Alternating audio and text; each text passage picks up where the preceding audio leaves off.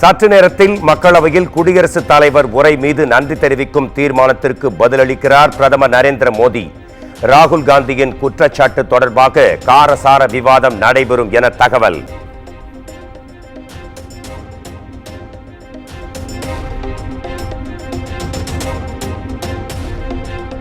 மக்களவையில் தமது உரையின் சில பகுதிகள் நீக்கப்பட்டதற்கு எதிராக சபாநாயகர் ஓம் பிர்லாவுக்கு ராகுல் காந்தி கடிதம். நாட்டின் உண்மை நிலையை பேசிய தனது கருத்தை நீக்கியது ஜனநாயக நெறிமுறைகளுக்கு எதிரானது என்று வலியுறுத்தல்.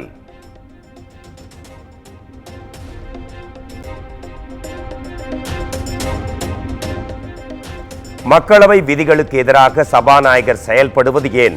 தனது கருத்துகள் அவை குறிப்பில் சேர்க்கப்பட வேண்டும் என்றும் சபாநாயகருக்கு ராகுல் காந்தி வலியுறுத்தல்.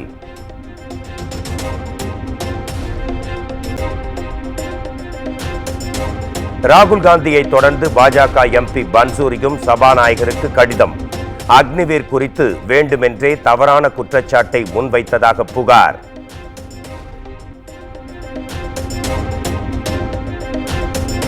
நரேந்திர மோடியின் உலகில் உண்மையை அழிக்கலாம், நிஜ உலகில் உண்மையை ஒருபோதும் அழிக்க முடியாது.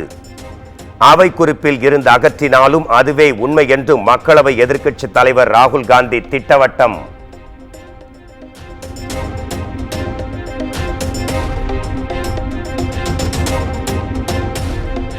பிரதமர் நரேந்திர மோடி தலைமையில் தேசிய ஜனநாயக கூட்டணி தலைவர்கள் ஆலோசனை. ராகுல் காந்தி போல் செயல்படக்கூடாது என எம்பிக்களுக்கு பிரதமர் நரேந்திர மோடி அறிவுரை.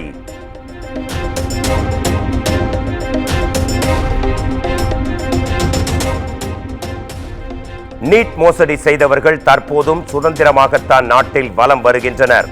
அயோத்தியாவின் வெற்றி சிறந்த செய்தியை பாஜகவுக்கு அளித்துள்ளதாகவும் சமாஜ்வாதி எம்பி அகிலேஷ் யாதவ் மக்களவையில் பேச்சு.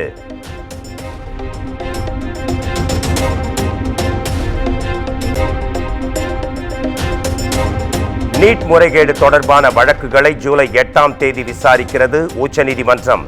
30க்கும் மேற்பட்ட வழக்குகள் தொடரப்பட்ட நிலையில் தலைமை நீதிபதி DY சந்திரசூட் தலைமையிலான அமர்வு விசாரணை.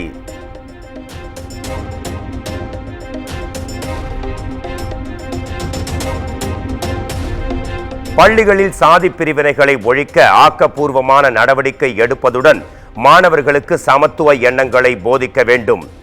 சாதிய மோதலில் நெல்லை மாணவர்கள் தாக்கப்பட்ட சம்பவத்தை சுட்டிக்காட்டி அரசுக்கு எடப்பாடி பழனிசாமி வலியுறுத்தல்.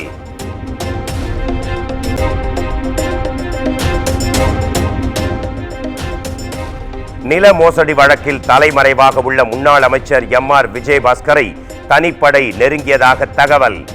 6 வழக்குகள் பதியப்பட்டிருக்கும் நிலையில் முன்ஜாமீன் கேட்டு கரூர் மாவட்ட நீதிமன்றத்தில் மீண்டும் மனு.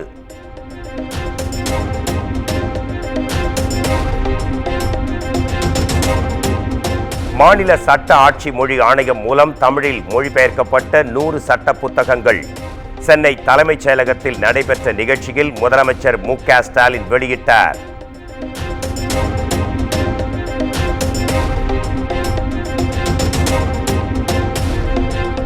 சென்னையில் அம்மா உணவக ஊழியர்களுக்கு 8 ஆண்டுகளுக்கு பிறகு ஊதிய உயர்வு. தினக்கூலி ஊதியம் 300 ரூபாயிலிருந்து 325 ரூபாயாக உயர்த்தி மாநகராட்சி நிர்வாகம் அறிவிப்பு.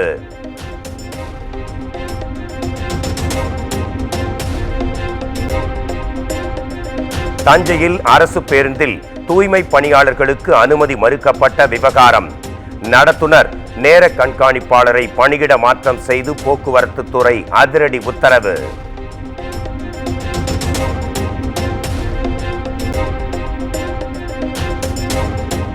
நெல்லையில் சாதி மறுப்பு திருமணம் செய்த பெண் பாதுகாப்பு கோரி தாக்கல் செய்த மனு. தம்பதிக்கு உரிய பாதுகாப்பு அளிக்க வேண்டும் என காவல்துறைக்கு சென்னை உயர்நீதிமன்றம் உத்தரவு.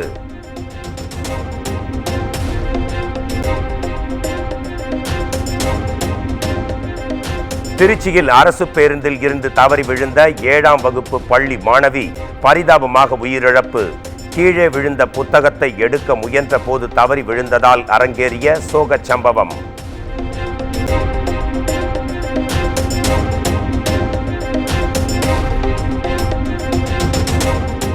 ஆனி மாத பிரதோஷத்தை முன்னிட்டு சதுரகிரி செல்ல பக்தர்களுக்கு அனுமதி. நாளை முதல் 4 நாட்களுக்கு செல்ல வனத்துறை அனுமதி வழங்கியது.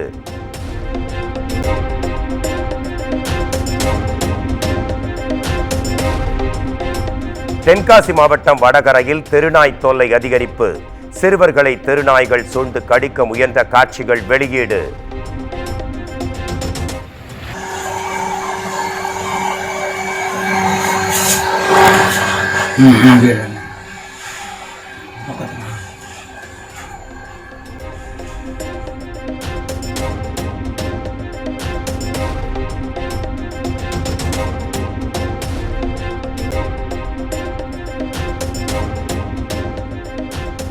பொள்ளாச்சி ஆனைமலை பெருமாள் சுவாமி மலையில் சிறுத்தை நடமாட்டம். பாறை மீது சிறுத்தை அமர்ந்திருக்கும் காட்சிகள் வெளியான நிலையில் பொதுமக்கள் பெரும் பீதி.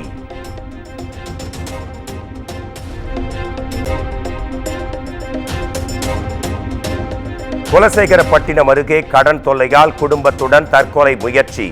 ஒருவர் உயிரிழந்த நிலையில் இருவரது நிலை கவலைக்கிடம் என தகவல்.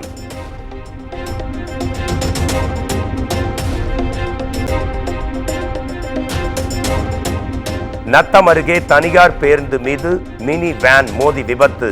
உயிரிழந்த மினி வேன் ஓட்டுநர் உடலை வாங்க மறுத்து உறவினர்கள் சாலை மறியல்.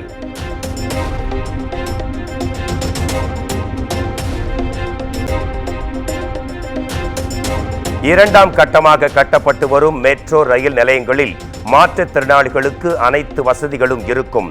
சென்னை உயர்நீதிமன்றத்தில் தமிழ்நாடு அரசு உறுதி.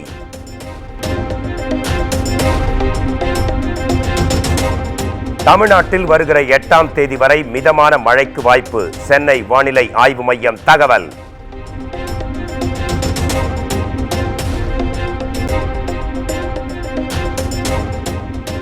சிபிஐ கைதை எதிர்த்து டெல்லி முதலமைச்சர் அரவிந்த் கெஜ்ரிவால் தொடர்ந்த வழக்கு.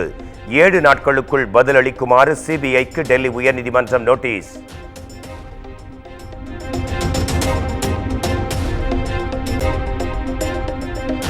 நாங்களும் இந்து சமூகத்தைச் சேர்ந்தவர்கள்தான். ராகுல் காந்தி கூறியதில் எந்த தவறும் இல்லை. பாஜகவினர் வன்முறை இந்துக்கள் என்ற ராகுல் காந்தியின் கருத்துக்கு அயோத்தி எம்பி அவதேஷ் பிரசாத் ஆதரவு.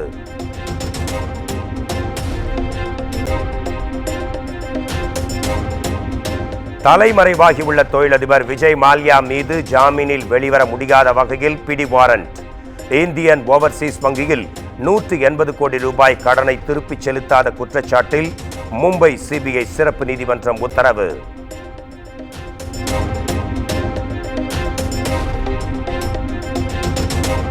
ஹரியானாவில் கார்னூல் மாவட்டத்தில் சரக்கு ரயிலின் 8 பட்டிகள் தடம் புரண்டு விபத்து. டெல்லி அம்பாலா ரயில் பாதை தற்காலிகமாக மூடப்பட்ட நிலையில் சீரமைப்பு பணிகள் தீவிரம்.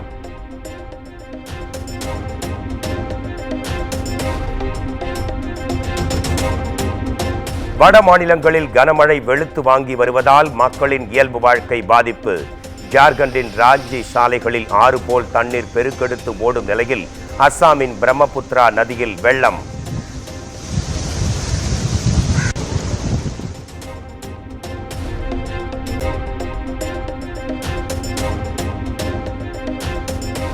அமெரிக்காவின் பிரபல ஹெல்த் டெக் நிறுவனத்தில் 7500 கோடி ரூபாய் ஊழலில் ஈடுபட்டதாக பரபரப்பு குற்றச்சாட்டு. இந்திய வம்சாவளியைச் சேர்ந்த தொழிலதிபர் ரிஷி ஷாவுக்கு 7.5 ஆண்டுகள் சிறை தண்டனை விதிப்பு.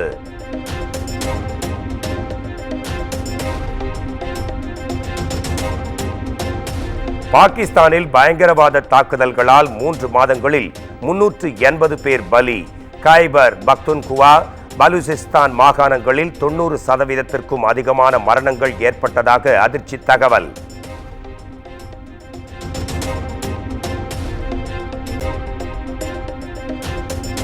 பாக்ஸ் ஆபீஸில் வசூல் மேல் வசூலை குவித்து வரும் விஜய் சேதுபதியின் மகாராஜா திரைப்படம் உலகம் முழுவதும் 100 கோடி ரூபாய் வசூலை எட்டியுள்ளதாக தகவல்.